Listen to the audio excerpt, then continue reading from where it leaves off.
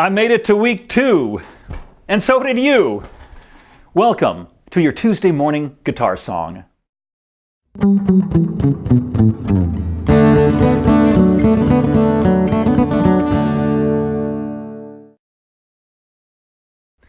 Well, I have a whole week of experience under my belt now. I feel like a seasoned pro.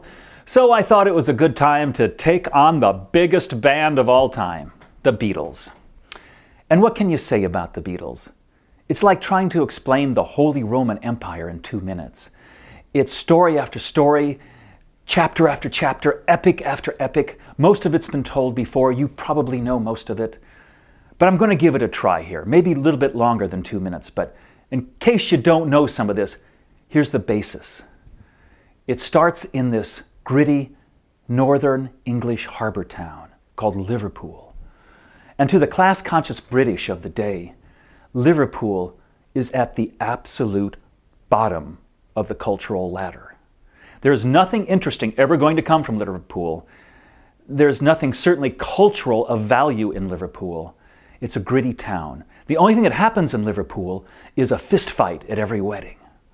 And in this gritty town is this young boy named John. Sensitive, but rough and crude. His mother has tragically died in a pedestrian auto accident. His father is nowhere to be seen for years. He's being raised by an aunt. He has no musical training. His aunt is not supportive of music, and he starts a skiffle band. That's like a folk music band in England.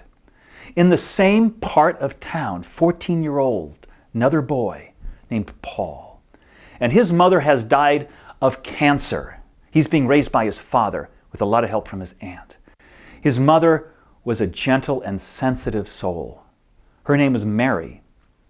And she is the Mary of, when I find myself in times of trouble, Mother Mary comes to me. It's that Mary.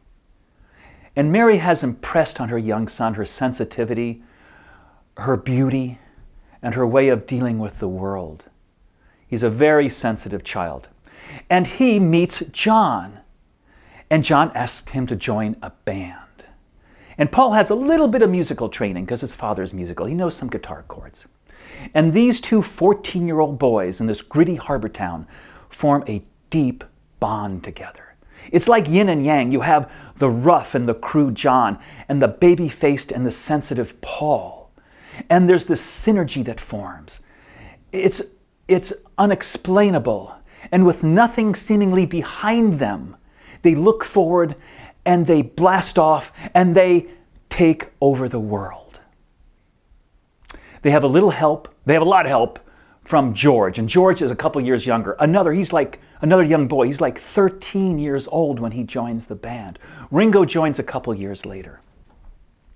And the important point is when they take over the world, they not only control the world, they fundamentally change it at the same time. In 1964 and 1963 at that time, everybody on TV, radio, in the media, the movies, was fake and phony.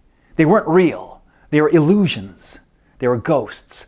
Father Knows Best, Leave It to Beaver, Ricky Nelson, they were just manufactured dreams of what they thought perfect people would be. The Beatles came along and they insisted on being themselves. It was unheard of. Warts and all, their cheeky humor, their hair, their incredible razor-sharp wit, they were not going to be changed. They changed the world. And that kind of unzipped that huge paradigm of that time and allowed self-expression to take place which had never been seen in the world before. Not everybody, but most of the 1960s followed in their wake of them expressing themselves honestly in front of a world stage. Never been done before. Drug abuse, failed marriages, up and down conflicts. They just lived life out loud in front of the cameras. And that's the 1960s. And that was the Beatles, to me and to many other people. Well, I don't have all the answers, but what I do have is your Tuesday morning fun fact.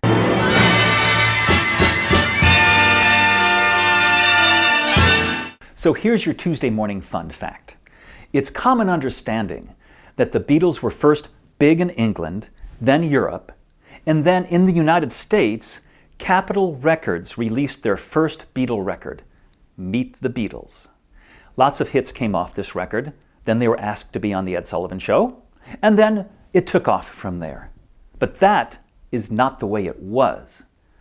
What happened was, in 1963, the Beatles recorded for a small backwater record company named Parlophone Records.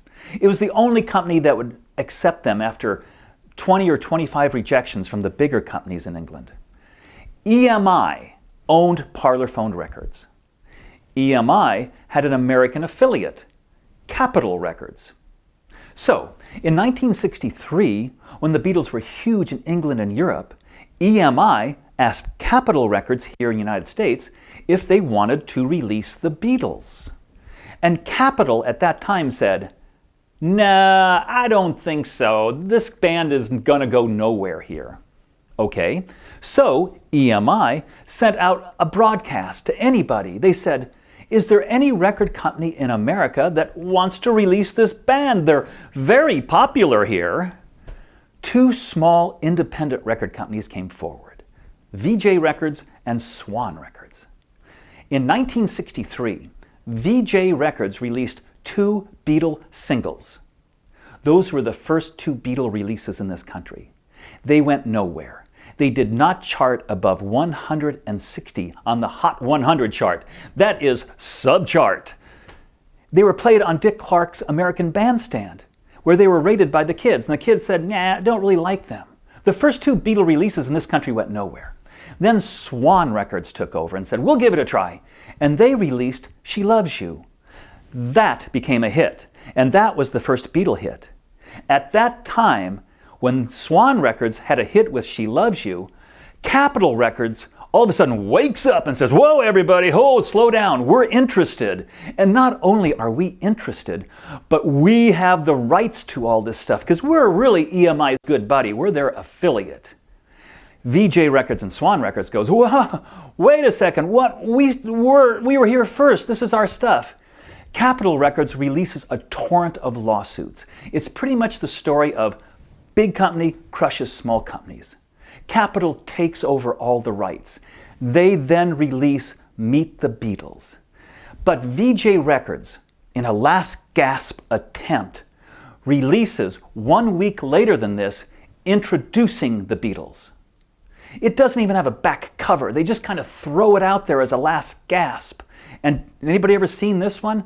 So this was actually the 4th Beatle release, if you can count it like that. You had 3 singles in this, and then Meet the Beatles. So, big company gets to write the history if they win the war. Capitol Records and their lawyers took care of everybody else. Right now, common understanding is Meet the Beatles was the first U.S. Beatle release. And that is your Tuesday morning fun fact. So, I got a real fun song I want to play for you. I love the old Beatle music, the old rock and roll stuff. So I got a song that was originally written for the movie A Hard Day's Night. It did not appear in the movie, but it appeared on the album. So, on the soundtrack album. So stay with me, I'm going to put on the guitar, and I'm going to play a song for you. So stay around. Thanks a lot.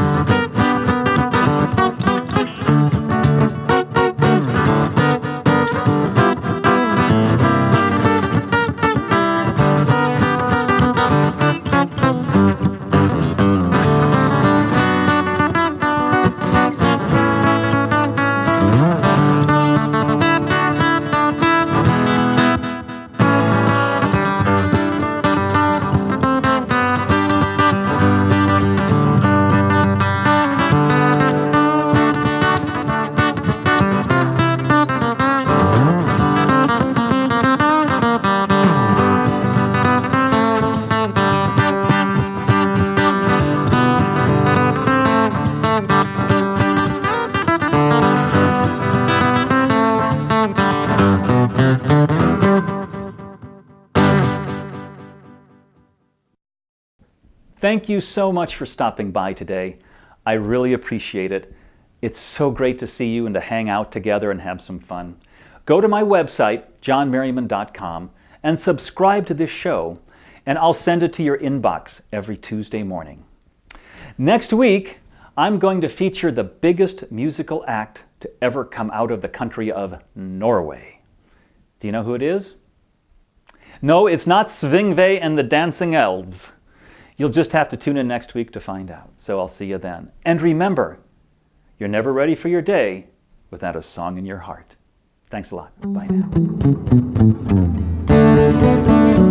now.